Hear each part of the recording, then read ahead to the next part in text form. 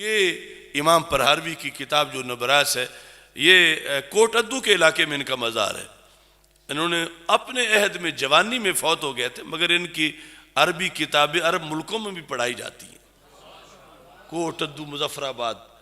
انہوں نے عربی میں اس کتاب کی ہی شرح لکھی، شرح عقائد کی شرح، اور ان سب پر حاوی ہے وہ شرح جو سیال کوٹ میں لیٹے ہوئے عبدالحکیم صاحب کی ہے۔ یہ جو جہاں سے یہ متن شروع ہوتا افضل البشر، یہاں پر حاوی لکھتے ہیں ذکر المحققون ان فضیلت المبحوث عنہا فی الکلام ہی کثرت الثواب اعظم الجزاء علی اعمال الخیر لا شرف النسب، کہ افضلیت کا مدار کثرت ثواب پر ہے۔ اس کے مقابلے میں دو چیزوں کی نفی کی، اس پر مدار نہیں ہے۔ ایک نسبی شرافت پر افضلیت کا مدار نہیں، نسبی شرافت پر، عام نسب نہیں کہ یہ چٹا ہے، یہ چیمہ ہے، یہ شیخ ہے، یہ چودھری ہے، نہیں، وہ بزرگ ہستیوں والا نسب۔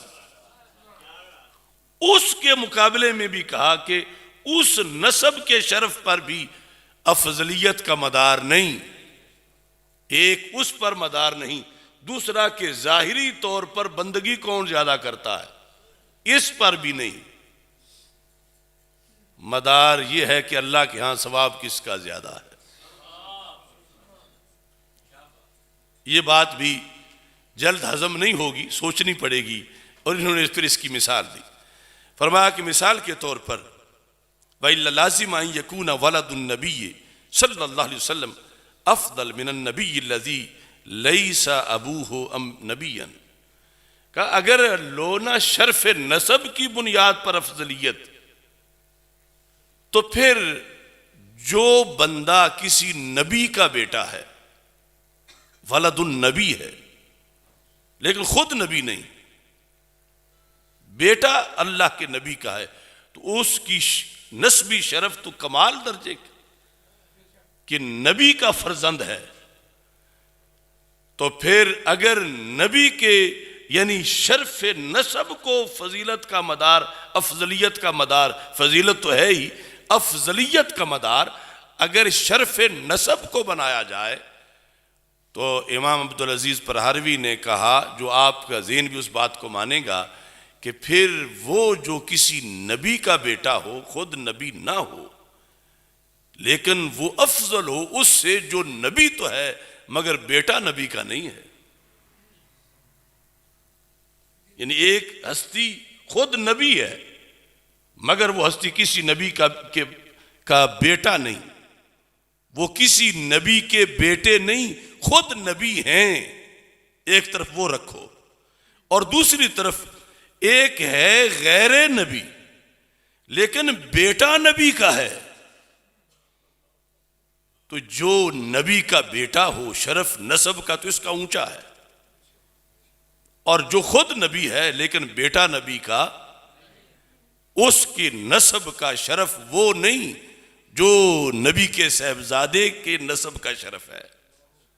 تو اب ان میں سے افضل کون ہوگا؟ افضل تو نبی ہے، افضل نبی ہے، لیکن اگر شرف نسب کو دلیل افضلیت کی بناؤ تو پھر نبی کا بیٹا اس نبی سے افضل ہونا چاہیے جو نبی خود کسی نبی کا بیٹا نہیں ہے، کیونکہ نبی تو ہے مگر اس کے نسب کو تو وہ شرف حاصل نہیں جو شرف اس بیٹے کو حاصل ہے جو خود نبی تو نہیں مگر بیٹا کسی نبی کا ہے۔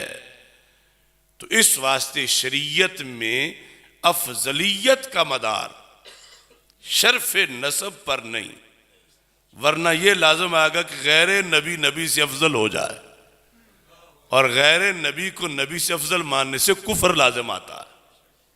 شرف نسب ہے، یعنی عام نسب کی بات نہیں کر رہا دنیا داری والے، وہ اللہ کے ہاں عظیم نسب جو ہے نبی کا فرزند ہونا، اور اس کی فضیلت بھی ہے، لیکن دو ذاتوں میں جب افضلیت کا تقابل ہوگا تو افضلیت کا مدار شرف نسب پر نہیں ہے، کیونکہ جو نبی کا اللہ کے ہاں ثواب ہے وہ ثواب اس کا نہیں جو بیٹا اگرچہ نبی کا ہو مگر نبی نہ ہو خود، اس کا وہ ثواب اللہ کے ہاں نہیں جو ثواب اللہ کے نبی کا ہے۔ تو ان میں سے افضل کون ہوگا؟ جو اللہ کا نبی ہے۔ ایک یہ چیز بیان کی کہ افضلیت میں شرف نسب کا مدار نہیں ہے۔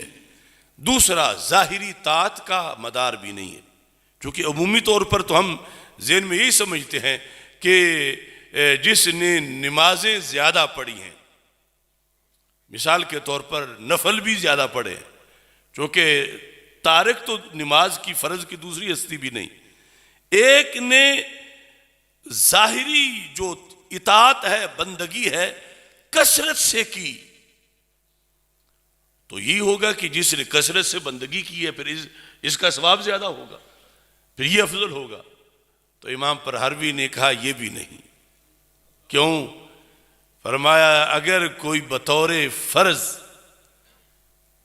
آج چلو بوری سونا تو مل ہی سکتا ہے، کسی نے آج 15ویں صدی میں ایک بوری سونے کی اللہ کے راستے میں دی، اور ادھر صحابی نے ایک مٹھی دی تھی، تو طاعت بظاہر جس نے بوری سونے کی دی اس کی زیادہ ہے، اور ادھر جس نے مٹھی دی تھوڑی ہے، لیکن اللہ کے ہاں ثواب مٹھی والے کا زیادہ ہے۔ بوری تو کیا اوت پہاڑ بھی دے دے تو اس مٹھی کو نہیں مل سکتا۔ تو اس واسطے مدار جو ہے وہ ہے کہ اللہ کے ہاں ثواب کس کا زیادہ ہے، اس پر مدار ہے کس چیز کا؟ افضلیت کا۔ تو اس چیز کو یعنی اب ویسے ذہن میں رکھ لو کہ جتنا ثواب حضرت صدیق اکبر رضی اللہ تعالی عنہ کا اللہ کے ہاں ہے، اتنا نبیوں کے بعد کسی امت کے کسی فرد کا نہیں ہے۔